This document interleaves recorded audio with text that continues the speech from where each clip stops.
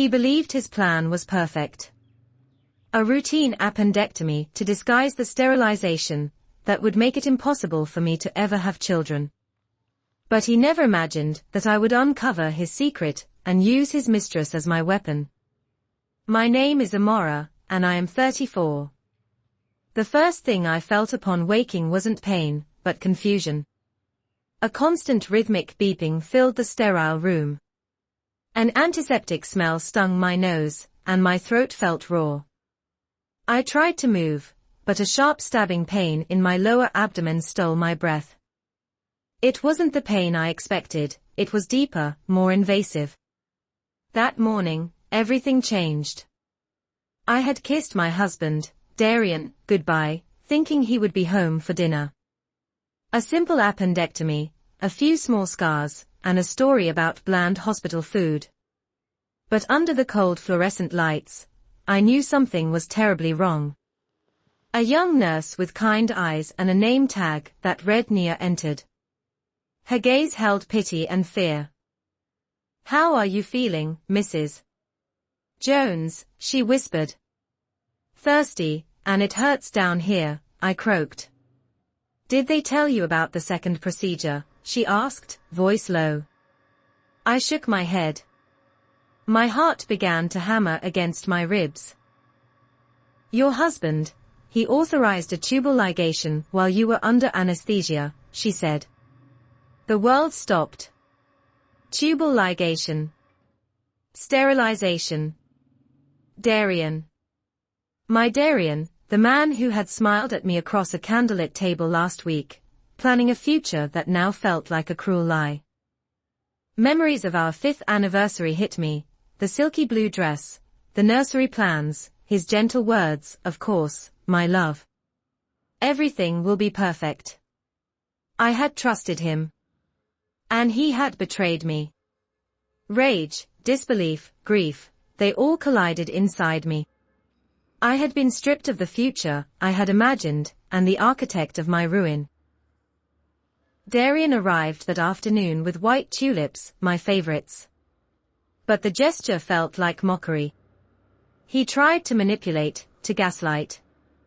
"I did this for us, you were too stressed, you weren't thinking clearly," every word was a dagger. I pulled away. I called my best friend, Sasha. "He's a monster, Amora," she said. "But we're going to make him pay." Her words became the first brick in the reconstruction of my shattered world. I wasn't crazy, and I wasn't alone. The next day, I accessed Darian's office computer and discovered his master plan, Horizons Development LLC, a $1.2 million fraud, Gina, the mistress, and a carefully constructed life built on deception.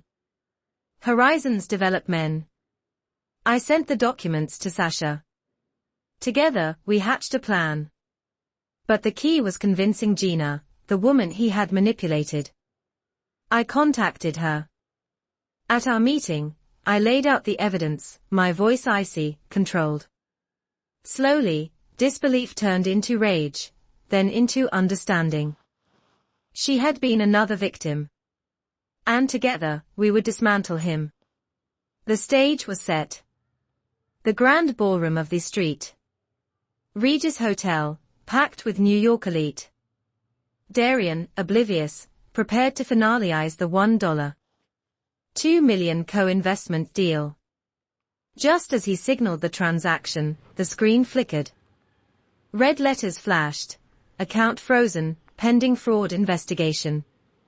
Murmurs rippled through the crowd. Gina and I walked in, flanked by Sasha and court officers. Hundreds of eyes turned toward us. Darian froze. The man who had controlled our lives was exposed, humiliated, trapped. Within days, Darian's empire crumbled. International partners withdrew. His firm fired him. Sterling lost his license. Darian was arrested, facing a long prison sentence. Gina recovered her money and publicly donated $250,000 to a women's rights organization in my honor. The betrayal had been severe, but I had survived. I sold the penthouse and moved into a smaller apartment. Peace replaced luxury. Freedom replaced wealth.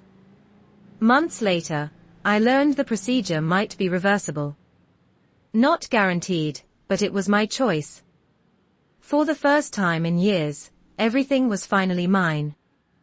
I met Gina again, not as rivals, but as survivors. "Do you hate him?" she asked. "No," I said. "Hate gives him power. And I've given him enough." I touch the faint scar on my abdomen sometimes. It will always be there, a mark of betrayal, yes, but also of survival. Of strength. Of the woman who refused to break. My name is Amora Jones. He tried to silence my body. He tried to steal my future. He tried to write the ending of my story. But I took the pen back. And this time, I decide how it ends.